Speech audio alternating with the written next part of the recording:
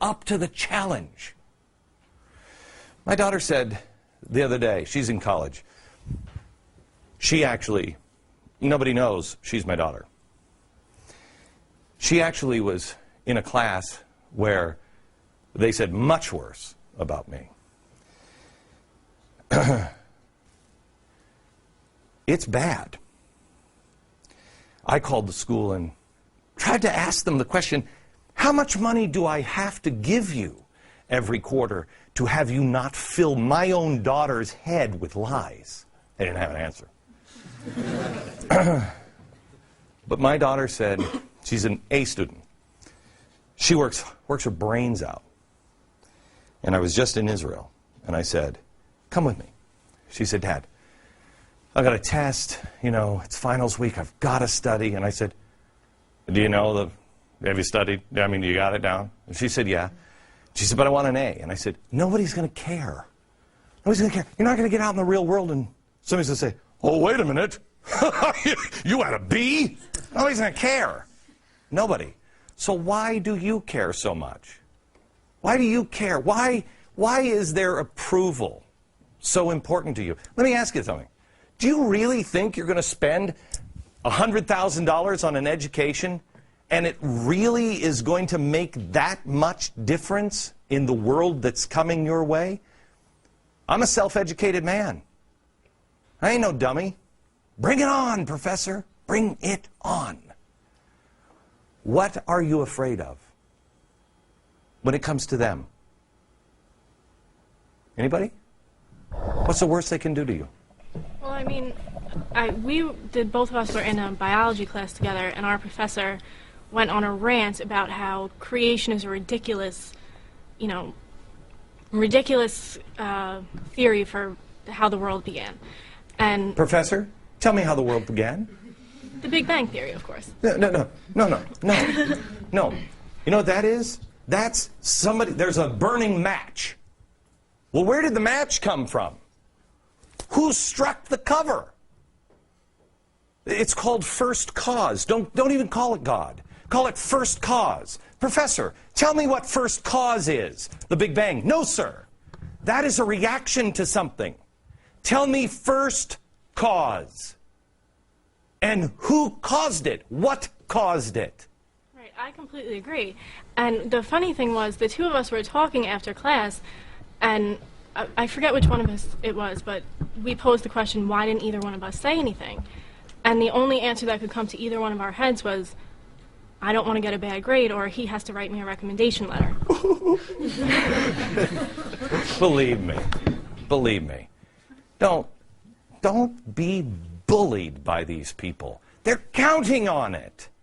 They're counting on it. You know,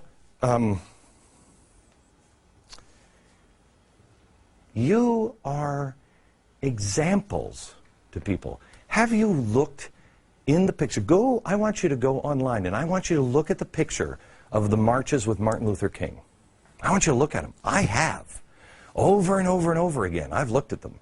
They were afraid. They were determined, but they were afraid. But they linked arms.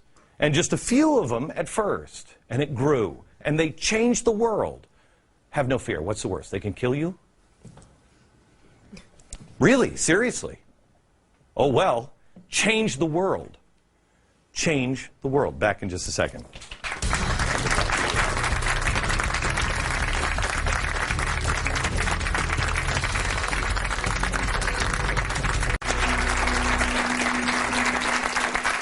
We are, tonight we're with the generation that will turn the corner.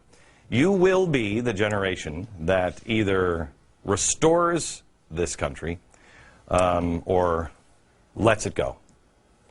And I have great faith that you are going to restore it, but it ain't going to be easy because you're in the minority. You were spat on by your professor? It was my professor's husband. Oh, and that's sweet. Yeah, right. Yeah. What happened?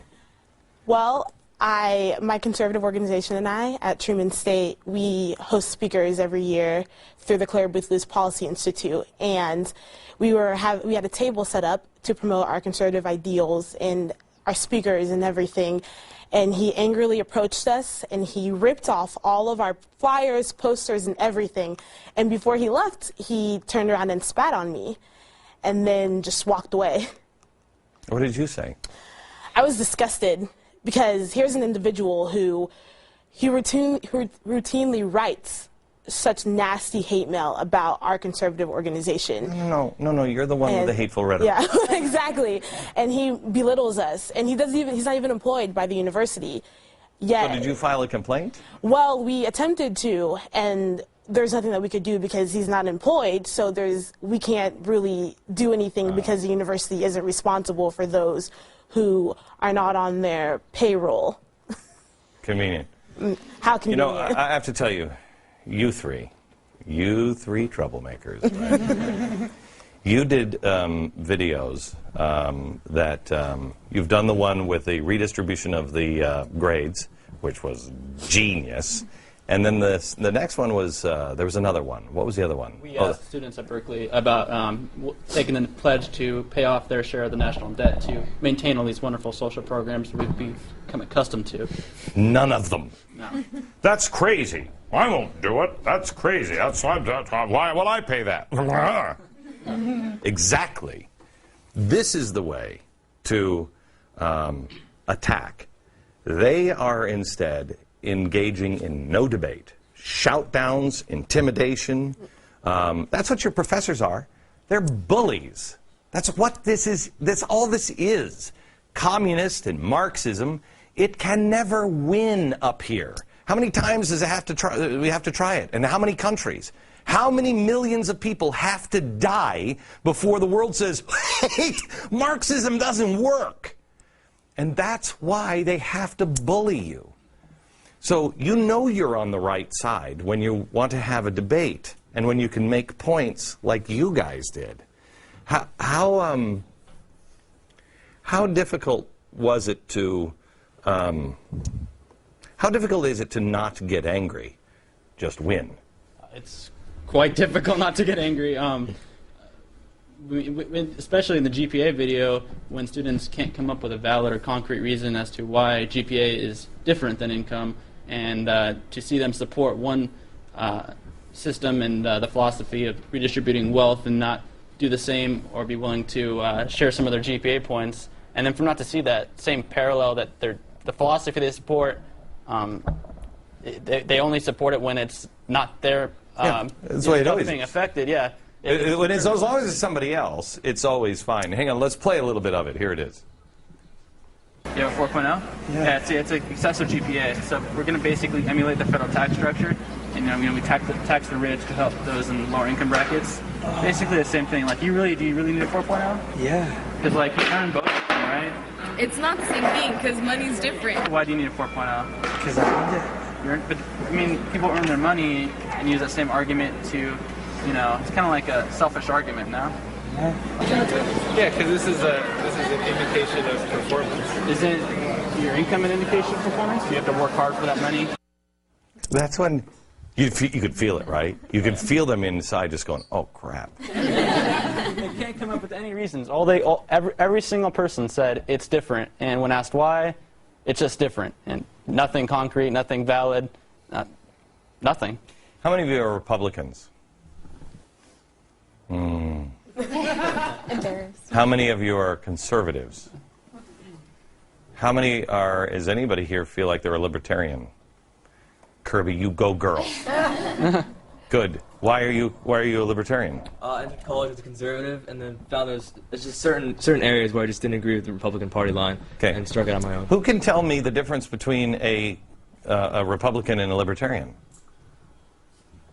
Come on, guys. Aaron. Republicans like to spend money.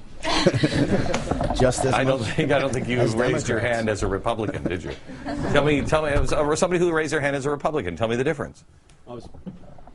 Oliver. Generally, social issues is where they differ from the libertarians. Libertarians want to stay out of social issues. But what is let's take this. Let's take the social issues here for a second. Would you say that our founders were libertarian, or were they Republicans? I'd say that they were libertarian But was the secret, I think that the right to life is something that needs to be protected. So Kirby? I think you can make a libertarian argument for pro-life, to be pro-life, but I think libertarianism has a lot more consistency intellectually than Republican talking points of saying we're going to cut spending, but then when you actually get in power, there's no difference. You know what? I think you're right on that, but that doesn't even matter. It requires you to do the work. It requires you. Anything that takes the power away from the individual. Look, we legalize drugs. Do you know how many people are going to be strung out on heroin? Why? Because the country is not prepared for that responsibility. You can do the hardcore libertarian when the country is prepared to do this. Oh, I'll help you. You need help? You want to get off heroin? No, man, I just need some money. Okay, well, that's great. I'm going to go into my office now. Okay? When the country is prepared to say, I will help you if you will help yourself, otherwise I've got to step over you. But the country isn't built like that now. You have to build the country into that. You have to get yourself and those around you to say, responsibility for your own actions. Mike. I actually had a professor that suggested that if anyone in our class was going to do hard drugs, they do heroin. And how much did you pay him for that? and his reason? That it was good to be knocked out all day. Oh. And that it preserves your youth. Well, that's...